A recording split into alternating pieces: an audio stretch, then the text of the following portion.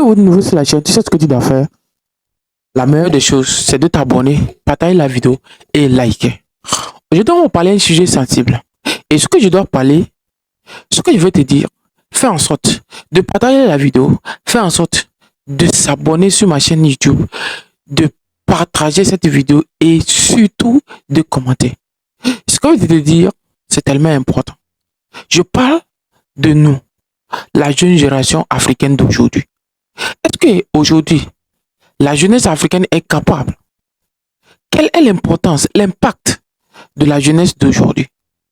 Remontons dans l'histoire, au début des indépendances, pendant la Deuxième Guerre mondiale, jusqu'au début des indépendances.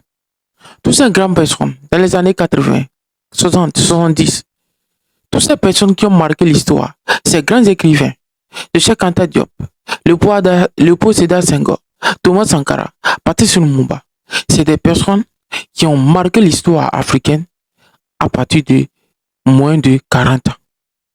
Aujourd'hui, la jeune génération aujourd'hui en Afrique, nous sommes tellement distraits. Nous sommes distraits que même, vous n'allez jamais, il y a des jeunes qui ont des diplômes qui n'arrivent pas à rédiger des documents, qui n'arrivent pas à écrire rédiger des sujets, rédiger, comment appelle-t-on, des programmes pour une entreprise, créer une structure.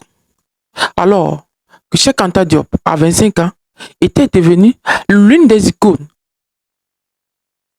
scientifiques de la planète. Et aujourd'hui, Cheikh Anta Diop est l'icône, est l'image à laquelle l'Afrique doit s'inspirer. C'est-à-dire, Cheikh Anta Diop aujourd'hui, c'est l'Afrique qui respire. Aujourd'hui, la jeune génération, nous sommes là à lécher les boîtes des dictateurs, des quinquagénaires qui dirigent nos États, des personnes âgées qui n'ont plus de programme pour nos nations, qui n'ont plus de programme pour le vieux. À un moment donné, si nous ne prenons pas notre responsabilité, à un moment donné, alors, sachez bien que nous continuons à vivre les mêmes situations. Parce que ces personnes qui sont vieux, qui sont âgées à la tête de nos États, ne serviront à rien, ne pourront rien produire, ne pourront rien plus apporter comme développement, comme valeur sociale. Parce que ces personnes ont fait leur temps. Et une personne âgée de plus de 70 ans, normalement ne servit à rien. Cette personne devait être à la retraite. Souvenez-vous de Joe Biden aux États-Unis. Lorsque les démocrates ont vu que ce monsieur est fatigué, à l'intérieur, on l'a conseillé, l'a laissé le pouvoir. Et aujourd'hui, quand vous allez à travers le continent, à travers l'Afrique, nous avons des vieux, nous avons des personnes qui sont à la tête de nos États, pas parce qu'ils travailleront pour le peuple, pas parce que le peuple a leur intérêt, c'est parce qu'ils sont là pour servir l'intérêt d'autres, ou bien pour perpétuer leur pouvoir.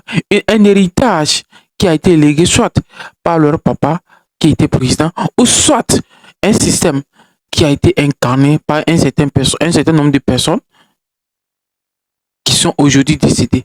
L'Afrique a un problème de leadership. L'Afrique et surtout la jeunesse, la jeune génération africaine doit comprendre. Parce que quand vous voyez, nous sommes distraits. Nous n'avons plus de valeur de cette jeunesse des années 80-90.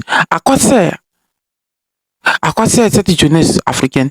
Alors que vous savez que plus de 80% de la population africaine est tellement si jeune, à moins de 40